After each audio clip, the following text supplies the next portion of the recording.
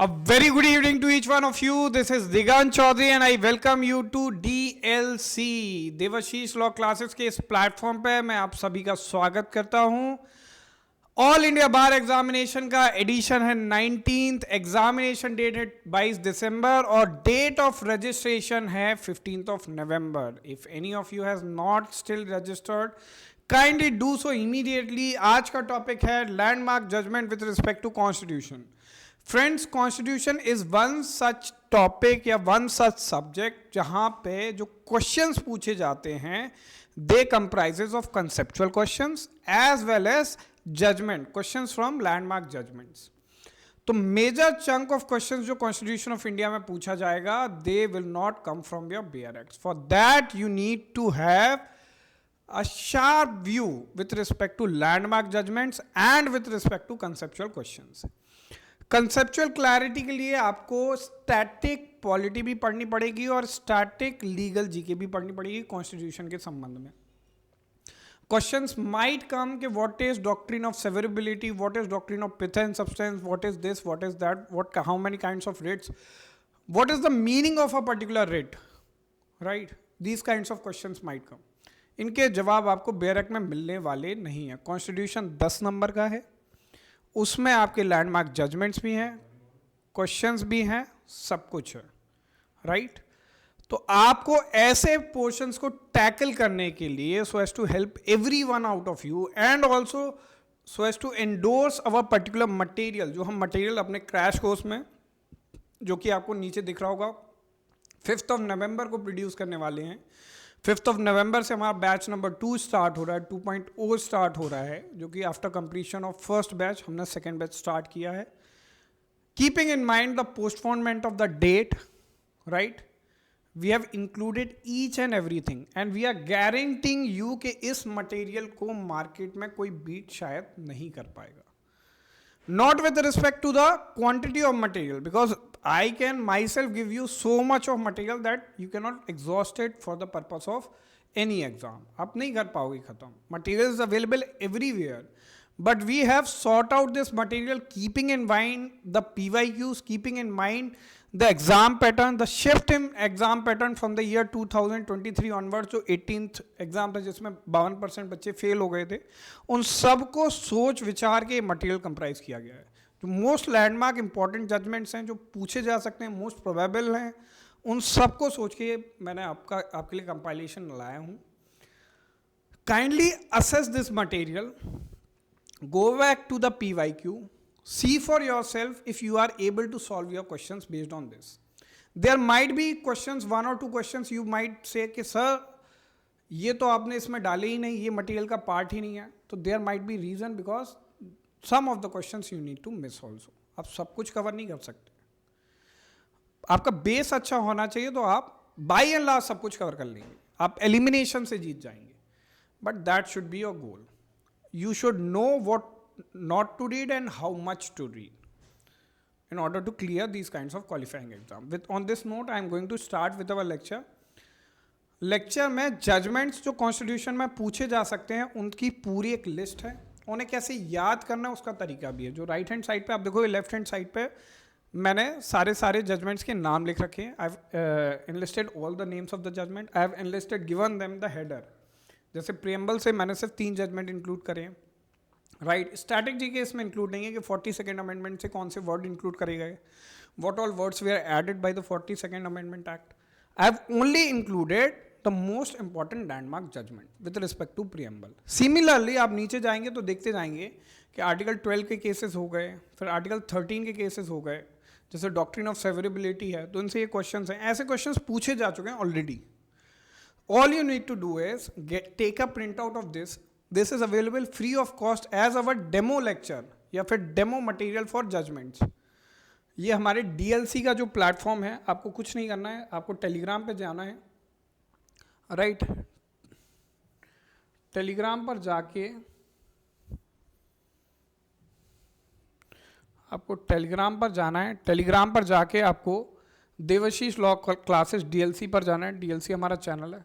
DLC पर हम जाएंगे जब आप, तो आपको यहाँ पे सारा मटेरियल मिल जाएगा, मीडिया फाइल्स के नाम से सारा का सारा मटेरियल मिल जाएगा। ये वो मटेरियल है जो ऑलरेडी इंक्लूडेड है। ये सारा का सारा material free of cost it is available to everyone for each of you to download. जिसको भी शेयर करना है, you can share directly this link और दिस टेलीग्राम चैनल। चैनल का नाम है Debashish law classes DLC, right. इसमें आप मीडिया पे जाएंगे तो आप देखेंगे कि हमारा सेकेंड बैच स्टार्ट हो रहा है।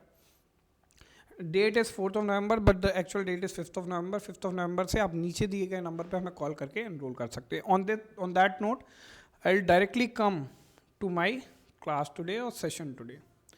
तो सबसे पहले बात करते हैं प्रियम्बल ऑफ इंडिया की।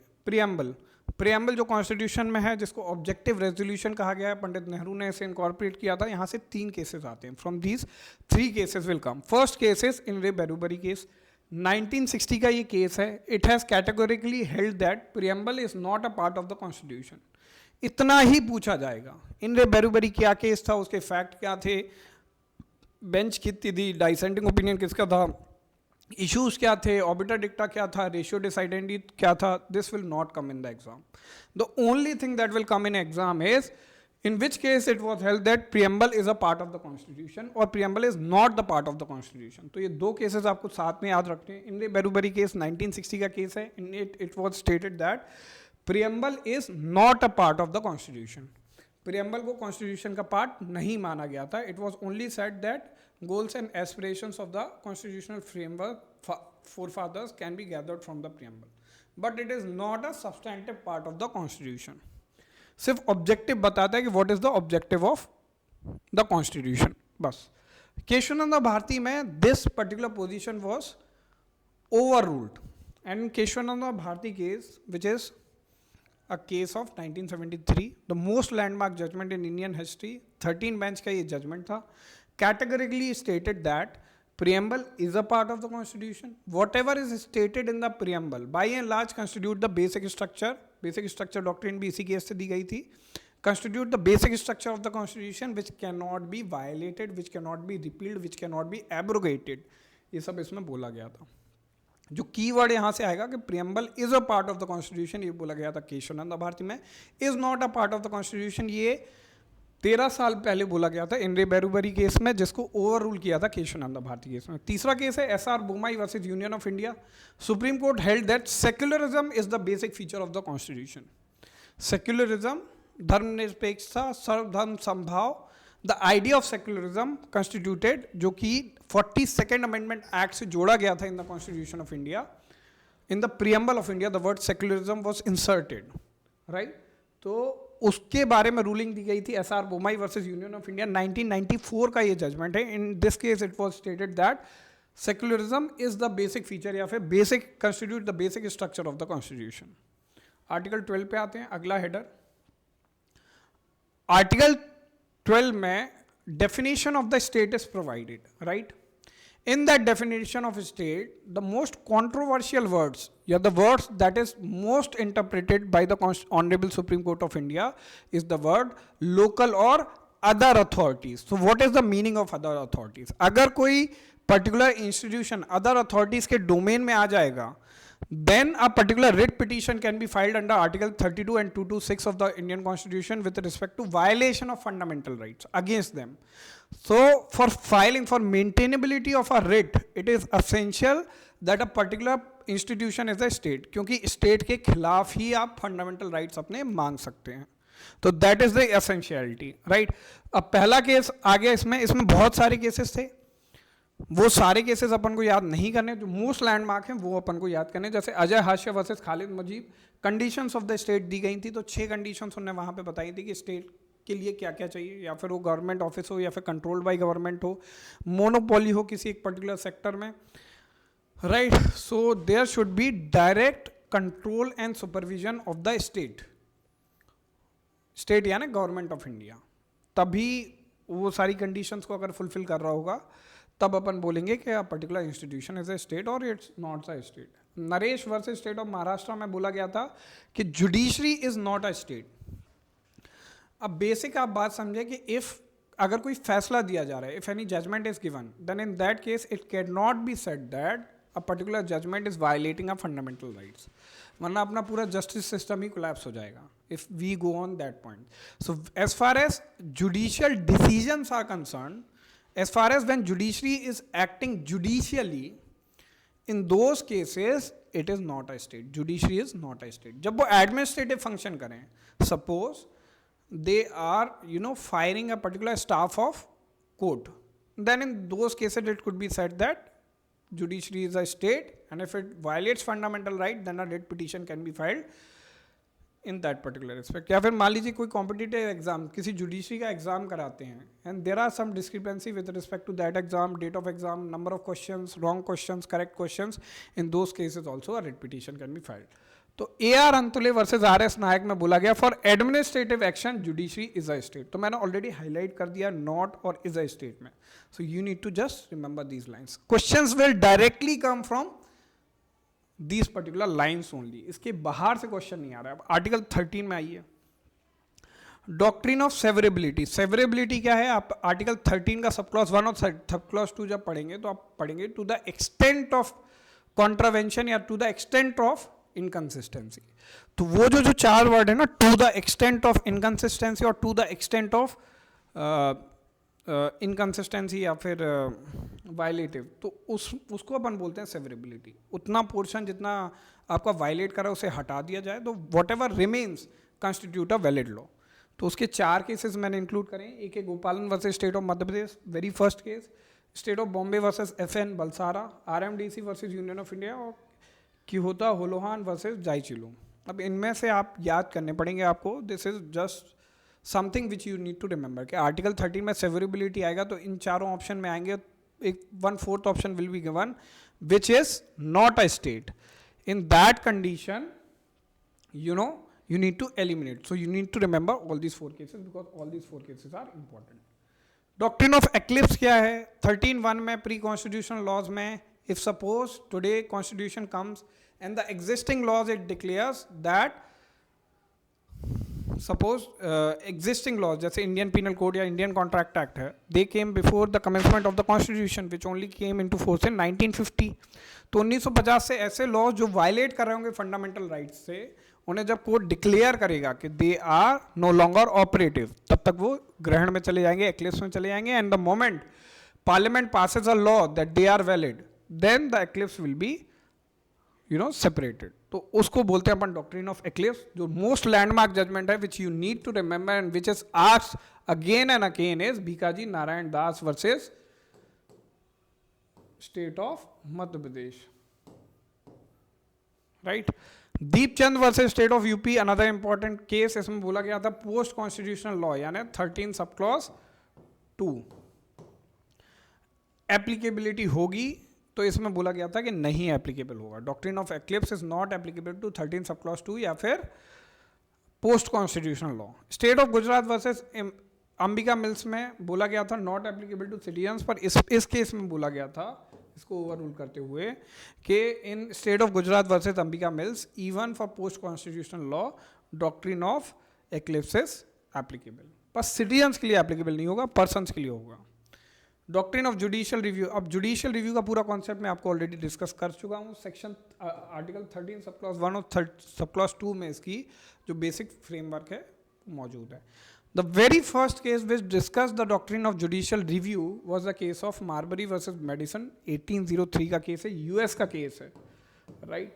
यहाँ से पूरा कॉन्सेप्ट ऑफ जुडिशियल रिव्यू आया है कि the judiciary will sit and adjudicate whether a particular law legislated by a particular legislature violates the fundamental rights, या फिर वहाँ के टर्म्स में बोले तो bill of charters of the या bill of rights of the American citizens. तो वहाँ से डॉक्ट्रिन ऑफ जुडिशियल रिव्यू आया कि फंडामेंटल राइट का कोई वायलेशन तो नहीं कर रहा है, whether legislature is not enacting such a law which is violating fundamental rights.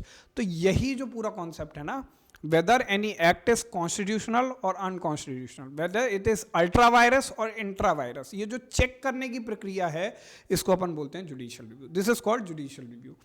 तो पहला केस हो गया Marbury versus Madison, state of Madras versus V G Rao. ये दूसरा केस हो गया. इसको याद करना हो करो, नहीं करना हो नहीं करो, वैसे याद कर लो तो अच्छा है. Kesavananda Bharati versus state of Kerala, landmark case.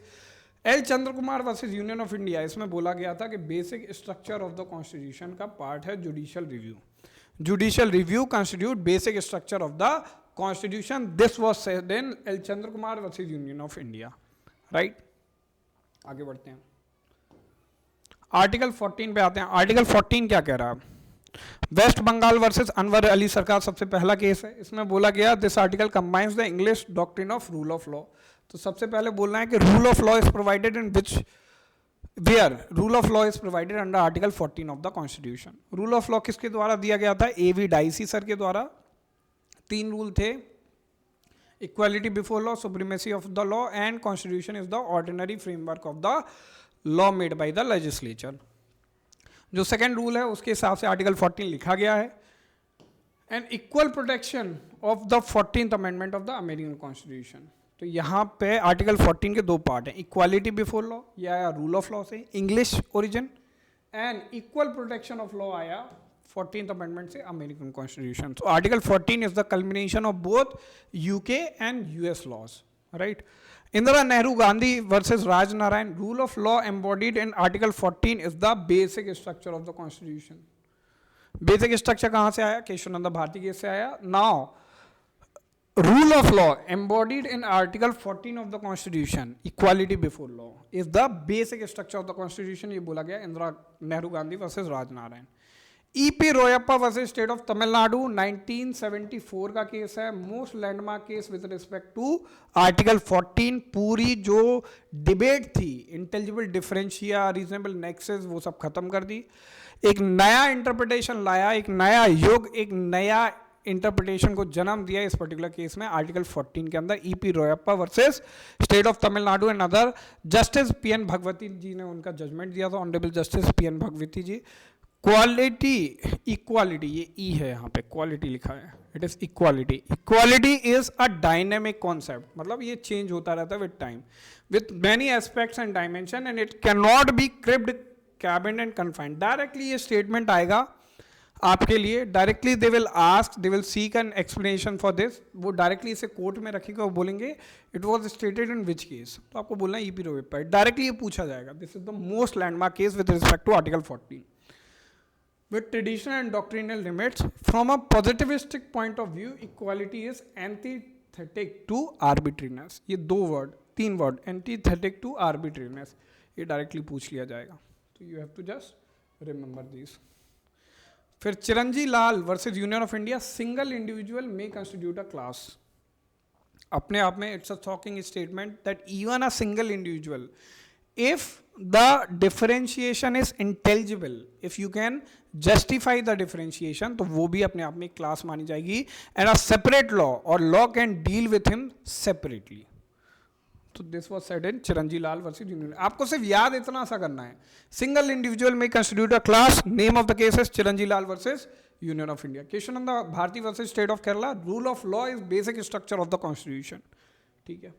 E.P. Royappa versus state of Tamil Nadu. New dimension of equality. New dimension of equality जब भी आए बात तो आपको क्या बोलना है? E.P. Royappa versus state of Tamil Nadu. And arbitrariness is antithesis of equality. ठीक है. Antithetic to arbitrariness, arbitrariness is antithesis to equality. ये सब इसमें बोल दिया गया. E.P. Royappa versus. Maneka Gandhi versus union of India. Equality is a dynamic concept with many aspects and dimension, and it cannot be imprisoned with the traditional and doctrinal limits. Maneka Gandhi versus union of India 1978 का case. Article 21 का landmark judgment Maneka Gandhi versus union of India. Air India versus Nargis Mirza.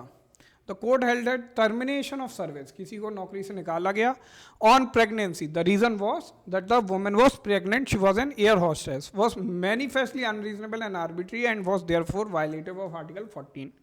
There was an air hostess who used to work for Air and India. Her name was Nargis Mirza, and she was terminated on the reason that she got pregnant. Court said that her termination was in violation of Article 14. You cannot discriminate between a pregnant or a married woman and an unmarried or non-pregnant woman. Right? Mittu versus State of Punjab. 303 IPC, Section 303 IPC. What it states: if an already life convict again murders someone, then the only punishment you can give to him is death. There will be no sentence hearing. There will be no justification. There will be no mitigating circumstances, वो सब consideration में नहीं होगा. तो this was constituted as violation of article 14, क्योंकि एक बंदा जो इम्प्रिजन्ड है, you can not discriminate him to other persons. तो ये बोला गया था मिट्ठू वर्सेज स्टेट ऑफ पंजाब में, right. John Vallamattom versus union of India. John Vallamattom versus union of India में बोला था section 118 of the Indian succession act violates article 14. अब जॉन वेलामेट्टम में बेसिकली सक्सेशन से रिलेटेड केस था, उसमें बिक्वीथ करने की पावर को कर्व कर दिया गया था if you have a living relative. तो that was in violation of article 14. बस ऐसे ही याद करना है आपको. National legal service authority versus union of India, NLSA versus union of India 2014. Hijras and transgenders are persons under Article 14, so entitled to their legal protection. 2014 में, as late as 2014, was the transgenders were considered as a normal human being. And any discrimination, जैसे बोलते हैं ना, जैसे sex का जब आपका column आता है, in any form you will see in column of sex only two options were given earlier, male or female. So even their identity as a human being was not given due recognition. It was only after this case, this is very landmark case, NLSA versus Union of India 2014, wherein the persons who are transgenders या फिर हिजरास community से जो belong करते हैं, they were recognized as a human being. So thank you judiciary for doing that. Right? आगे बढ़ते हैं. Nav Jayati cooperation group housing society versus union of India 1993. Doctrine of substantive legitimate expectation. Word क्या याद करना है आपको? Substantive legitimate expectation has been accepted. तो ये वर्ड एज इट इज आप याद कर लीजिए. Central inland water transport corporation versus Brojonath Ganguly 1986 का केस है. Rule of natural justice implicit in article 14. Principles of natural justice या rule of natural justice, PNJ भी बोलते हैं इसे. तो प्रिंसिपल ऑफ नेचुरल जस्टिस क्या है? ऑडी अल्ट्रम पार्टम, यानी हियर द अदर साइड. सुनवाई के बाद ही आप जजमेंट दें. रीजन बेस्ड जजमेंट दें. Your judgment should always comprise of reasons for coming to that particular conclusion. तो इस तरीके की प्राकृतिक न्याय के सिद्धांत है. These are natural justice principles. तो these are implicit in article 14. ये आर्टिकल 14 का अभिन्न हिस्सा है. रूल ऑफ इक्वालिटी का अभिन्न हिस्सा है. दिस वे are always constituted to be part of article 14. अब आर्टिकल 15 और 16 जब भी आप याद करेंगे, आर्टिकल 15 और 16 these are always with respect to reservation. जो डिक्लेरेटरी क्लॉज है वो नॉन डिस्क्रिमिनेटरी क्लॉज है. डिक्लेरेटरी यानी 15(1), 16(1) ये क्या बोलते हैं? The state will not discriminate any person on the basis of religion, race, caste, sex, place of birth, descent, residence. ये सब जोड़ा गया. मतलब 15 और 16 में थोड़ा डिफरेंस है. तो उधर पे डिस्क्रिमिनेशन पे बैन लगा गया है स्टेट के द्वारा. Then as we move later on you will come to see that these are also enabling provision. Positive discrimination की इजाज़त देते हैं. जैसे आर्टिकल 14 का जो सेकेंड वाला पार्ट है, इक्वल प्रोटेक्शन ऑफ लॉज, उसके अंदर फॉल करते हैं 15-16. ये एम्पावर करते हैं. These articles empower the state to make such enabling laws so as to create a like field for likes and unlike, मतलब unequal fields for unequals and equal field for equals. जैसे कोई handicapped है तो उन्हें reservation दे दिया. जैसे कोई SC ST OBC कम्युनिटी से आता है तो उन्हें रिजर्वेशन दे दिया. जैसे कोई वुमेन है या चिल्ड्रन है उन्हें रिजर्वेशन दे दिया. तो रिजर्वेशन के थ्रू पॉजिटिव डिस्क्रिमिनेशन करूंगा मैं. Because of the societal background, because of physical ability, because of any other reasons that they were not similarly situated with the general population, they have created a reserved category for them so as to have a fair competitive fight. ठीक है, ये 15 और 16 का basic background है. State of Madras versus Champakam Dorairajan 1951 का case है. इसमें बोला गया था this is the first case in which the reservation policy of the government was struck down. इन्होंने सीधा कास्ट के बेस पे रिजर्वेशन दे दिया था, रीजन के बेस पे रिजर्वेशन दे दिया था. And the supreme court recognize this comes in violation of article 15(1). जब तक 15(4) जो था वो उदय में नहीं आया था. 15(4) was inserted by first amendment act 1951. तो ये केस उससे पहले डिसाइड हुआ. This particular case struck down that particular reservation, right? So the law minister Dr. Bhimrao Ambedkar moved for first constitutional amendment whereby article 15(4) and 9th schedule were inserted. 9th schedule क्या कहता है? Whatever is inserted in 9th schedule cannot be judicially reviewed. ठीक है. दूसरा case जो most important है, मतलब ये इसे अपन कहते हैं लैंडमार्क केस, दंगे फसाद सब हो गए थे। Indira Sawhney versus union of India, इसे अपन मंडल केस भी कहते हैं। This is also called Mandal Kamandal. I hope you might have heard the name of Mandal Kamandal या फिर मंडल कमीशन। 1992 में Indira Sawhney versus union of India, which is also called Mandal commission case, they have decided some of the things with respect to reservations which are landmark even today. जैसे उन्होंने concept of ceiling दिया कि 50% से above reservation you can not give, you can give in exceptional circumstances but you need to justify them with empirical data. ठीक है, carry forward rule दिया, suppose if you can not fill up the vacancy you can fill up in the next vacancy additional post create करके। तो इसको constitutional validation दिया था Indira Sawhney case. तो these all things happened. Let's see classification between backward and more backward is constitutional. सीधा का सीधा आपको बस ऐसे पढ़ता जाना है। Creamy layer must be excluded. What is creamy layer? Suppose if a person got the reservation once, then his sons or grandsons should not get the reservation again. That is the concept of creamy layer. It is applicable only for OBC and not for ST SC. SC और ST community के लिए आप creamy layer का concept नहीं ला सकते। Reservation should not exceed 50% ceiling limit. Carry forward rule is valid, right. M Nagaraj versus union of India 2007 का case, again important. Article 16(4)A and 16(4)B, ये हो गया प्रमोशन में reservation, and this is carry forward rule is constitutional. Ashok Kumar Thakur 93rd amendment, constitutional amendment 2005 में लाया गया था। This was challenge in Ashok Kumar Thakur case 2008 में। आर्टिकल 15(5) जो था, provision was declared as valid. 15(5) को कॉन्स्टिट्यूशनल वैलिडेशन दिया था अशोक कुमार ठाकुर के केस में। 15(5) talks about what? Reservation in educational institution whether aided और unaided for SCs, STs and socially and educationally backward citizens of India. ठीक है, तो वो रिजर्वेशन वहाँ पे दिया गया था, उसको कॉन्स्टिट्यूशनल वैलिडेशन मिला अशोक कुमार ठाकुर के केस में। Now let us jump to article 19। Article 19 क्या बात करता है? Brijbhushan and another versus state 1950 का केस है। Pre censorship on journal is unconstitutional. Now you might be aware that article 19 talks about right to freedom of speech and expression which includes media rights, press freedom। ये सारे कहाँ पे आते हैं? Press freedom से related बातें। This comes under article 19। तो in the case of Brij Bhushan and other versus state 1950, pre censorship on journalism is unconstitutional. आप पोस्ट सेंसरशिप कर सकते हो, you can file defamation cases, you can do anything, but you cannot first scrutinise and then let the journal be published. पहले publish होने दो। If it offends any of the prevailing laws then you can prosecute that particular editor और publisher और whatever he is.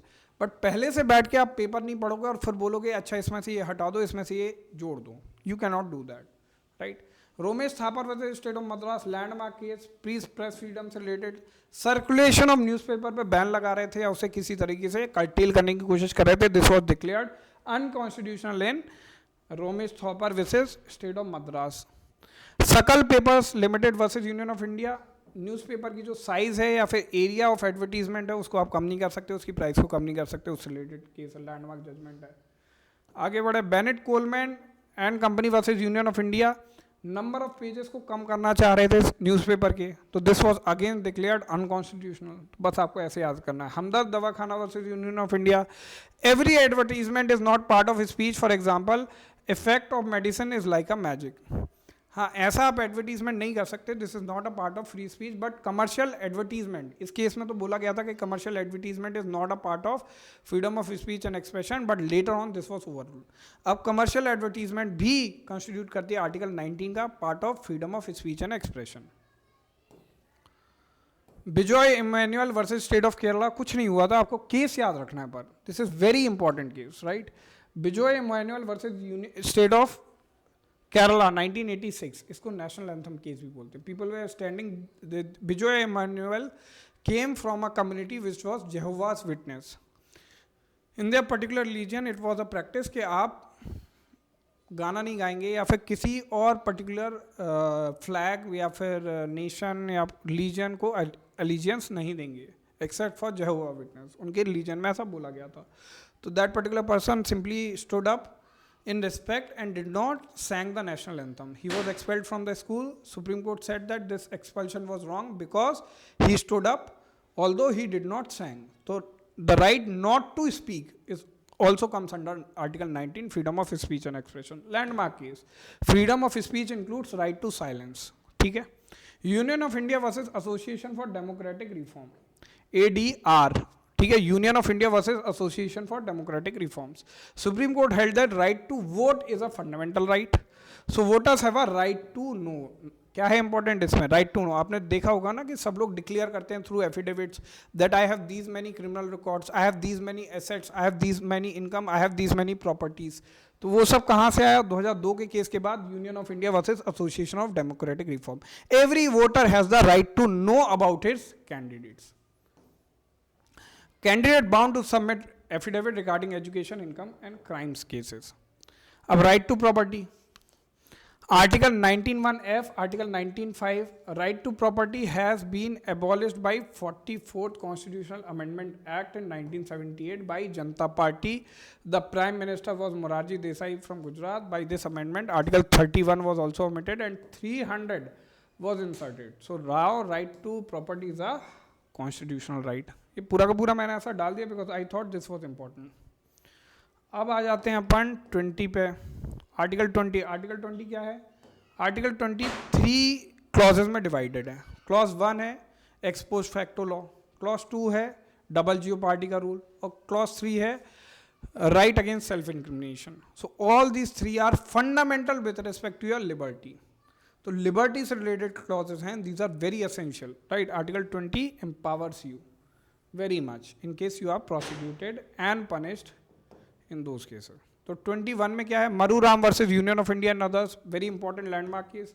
The court noted that article 21 states that there can be no retrospective penalties. आज आपने बोला कि wearing white shirt is punishable by 10 years of imprisonment. अब मैं today this was the rule. Yesterday I was wearing the white shirt. You said that because you were wearing the white shirt, you will be punished. I said that the law was only declared today. It was not the law yesterday. So you cannot prosecute me for wearing a white shirt yesterday. अगर आज मैं पहनता तो आज मुझे आप सजा दे सकते थे. But retrospective application of law is not allowed. ठीक है. फिर उसके बाद मकबूल Hussain versus state of Bombay 1953 under article 22. यानी क्या है? डबल जियो पार्टी. एक बार आपने किसी को प्रोसिक्यूट कर दिया, एक बार आपने पूरा केस चला दिया, ही इज कन्विक्टेड और acquitted what ever his statement में बी. ऑल्दो 22 कहता है कन्विक्टेड, पर जो भी उसका स्टेट हो दोबारा आप उसी विषय वस्तु में केस नहीं ला सकते. You can not bring a case again, you can not prosecute that person again for the same offence. तो that is the same thing it was stated here. पर इसमें बोला गया था कि departmental proceedings taken by customs authority do not amount to trial by judicial tribunal. कोई departmental inquiry है, कोई disciplinary action taken by particular office है, this is not equivalent to a proper trial by the court of जज. तो वहां पर double jeopardy का rule नहीं लागू होगा. State of Bombay versus Kathi Kalu Oghad, very important case. Section 27 of the Indian evidence act is valid. What was it? Section 27 of the Indian evidence act simply stated कि disclosure statement जो है उसके बारे में बात करता है. जब आप पढ़ेंगे एविडेंस एक्ट तब आपको इसके बारे में बेटर पता चलेगा. But it is not violative of article 14 and this is a valid law. R M. Malkani versus state of Maharashtra, tape recording से रिस्पेक्ट में बहुत इंपॉर्टेंट लैंडमार्क जजमेंट है. The supreme court laid down rules with respect to recording of telephonic conversation. ठीक है. फिर Selvi versus state of Kerala, another important case. Selvi versus state of Kerala में बोला गया था कि brain mapping is not allowed, narco analysis is not allowed, polygraph is not allowed unless consented by the victim. तो 20 sub clause 3 right against self incrimination के respect में this was one of the landmark judgement. The supreme court held that compulsory administration of certain scientific techniques such as narco analysis, polygraph examination is invalid unless consented by whom? Unless consented by the accused, या जिसका आप ले रहे हैं। अब अपन आ गए हैं article 21 में। आर्टिकल 21 जब आप पढ़ेंगे तो आर्टिकल 21 में Maneka Gandhi versus union of India, right to life is not confined to physical existence. अब यहाँ पे ह्यूमन डिग्निटी वर्ड है जो आपको नोट डाउन करना है, which you need to remember. I have already stated कि आर्टिकल 21 में सबसे इंपॉर्टेंट लैंडमार्क जजमेंट है Maneka Gandhi versus union of India. Francis Coralie में भी बोला गया था human dignity. I have just stated one word, अगर आप इस एक वर्ड को याद करेंगे तो आप आंसर को हिट कर पाएंगे। Olga Tellis versus Bombay municipal corporation, street vendor case है। स्ट्रीट वेंडर्स के बारे में दे वेयर डिक्लेयर कि right to livelihood constitute part of article 21। तो राइट टू लाइवलीहुड या फिर स्ट्रीट वेंडर केस या फिर street hawker case, whatever it is, whenever you hear these words, तो आंसर है ओल्गा टेलिस, राइट। फिर आते हैं अगले केस पे, Shayara Bano versus union of India. अब Shayara Bano versus union of India 2017 का केस में क्या बोला था, triple talaq is unconstitutional. AK Gopalan versus state of Madras, ये 1950 का केस है। तो इसमें बोला था आर्टिकल 20 में क्या आती है, सिर्फ फिजिकल लिबर्टी आती है। इन सबको ओवर रूल कर दिया था मेनका गांधी में। Maneka Gandhi versus union of India, right to go abroad. Maneka Gandhi ji थी, वो विदेश जाना चाहती थी, उनका पासपोर्ट जब्त कर लिया गया था। All articles related to FRs fundamental rights are connected to each other. पहले बोला जाता था these are mutually exclusive, article 1914 और 21। फिर इस केस में बोला गया ये गोल्डन ट्रायंगल है, सबको एक साथ पढ़ा जाना चाहिए, ऑल आर इंटरकनेक्टेड, ठीक है। Kharak Singh versus state of UP, right to privacy is not a fundamental right, ठीक है। इसको ओवर रूल कर दिया justice K S Puttaswamy and others versus union of India, right to privacy is a fundamental right. Chameli Singh versus UP, इसमें क्या बोला गया, right to shelter. अपन ने ऊपर पढ़ा था ओल्गा टेलिस वाला था राइट टू लाइवलीहुड। अब चमेली सिंह है, right to shelter is a fundamental right under article 21। Nilabati Behera versus state of Orissa, police custodial death हुई थी, तो उसमें आर्टिकल 21 के अंदर, because police did something wrong, state did something wrong, it offered compensation for violating the fundamental rights. तो नीलावती बेहरा उसका case है। Chairman railway board versus Chandrima Das, gang rape हुआ था of a person who was a foreign national, Bangladesh से आई थी वो platform पर, और जो रेलवे ऑफिशियल्स थे they gang rape this particular women and the honourable apex court took the cognizance of the matter and offered compensation to her। फिर उसके बाद आर्टिकल 21 के अंदर जो कंपेंसेशन दिया गया उसके दो केस अपन ने पढ़ लिए। फिर MC Mehta and other versus union of India, principles of absolute liability, oleum gas leak from Shriram food and fertilizers limited, ये इसका केस हो गया। India council for enviro legal action versus union of India, Bichhri village case, आपको ऐसे ही याद करना है। India council for enviro legal action कौन सा केस है, बिछरी विलेज। ये एनजीओ थी, उन्होंने एनजीओ ने बिछरी विलेज केस में, बिछरी विलेज जो था वहाँ पे पॉल्यूशन हो गया था, तो this NGO took the action and went and file a PIL with respect to that. Polluters pay principle and absolute liability यहाँ से आया था, whoever will pollute will pay, will give the compensation. तो industries पे ये burden डाला गया था। Vellore citizen welfare forum versus union of India, onus of proof reverse कर दिया था इनने। मतलब if suppose a particular person has polluted the environment, then he has the obligation to say that we are not the actual polluters, because of ours action there was no consequence. तो burden of proof को reverse किया गया था, but you only need to remember that reverse onus of proof इस case में आया था। MC Mehta versus Kamal Nath, जैसे कमलनाथ का नाम सुने आप सुने पब्लिक ट्रस्ट डॉक्ट्रिन, तो this is how you remember the cases, right. P Rathinam versus union of India, इसमें बोला गया था right to life includes right to die, यानी इन्होंने बोल दिया था कि euthanasia is allowed, even suicide is allowed. This was overruled in the case of Gian Kaur versus state of Punjab, right to life does not include right to die. ऐसे ही आपको याद करना है। Aruna R Shanbaug versus union of India, passive euthanasia was allowed and for this guidelines were laid down। Miss Mohiনী Jain versus state of Karnataka, right to education से related है। उन्नी कृष्णन भी right to education से related है, right। फिर Murli S Deora versus union of India non smoker, यानी passive smoking पे ban, public smoking पे ban, came from which case? It came from Murli S Deora case. Joginder Kumar versus state of UP और D K Basu versus state of West Bengal, इन दोनों cases के बाद जो CrPC है उसमें अमेंडमेंट्स हुए. Guidelines for arrest and interrogation या फिर कस्टोडियल डेथ से रिलेटेड जो गाइडलाइंस थी वो इन केसेस में दी गई थी. Landmark case M H Hoskot versus state of Maharashtra, article 39A. ठीक है. Right to free legal aid is a fundamental right under article 21, ये इसमें बोला गया था. Hussainara Khatoon, right to speedy trial is a fundamental right under article 21. तो इस तरीके से 21 के आपके सारे केसेस खत्म हो गए. 23-24 में Gaurav Jain versus union of India, rehabilitation of child of prostitution and establishment of juvenile home for them. जो सेक्स वर्कर्स हैं उनके जो चाइल्ड हैं उनका रिहैबिलिटेशन के लिए जुवेनाइल होम खोलना, सेक्स वर्कर्स का रिहैबिलिटेशन करना, तो उसके लिए Gaurav Jain versus union of India का केस है. Bandhua Mukti Morcha case versus union of India, ये भी सेक्शन आर्टिकल 23 एंड 24 से रिलेटेड केस है. बॉन्डेड लेबर से रिलेटेड केस है.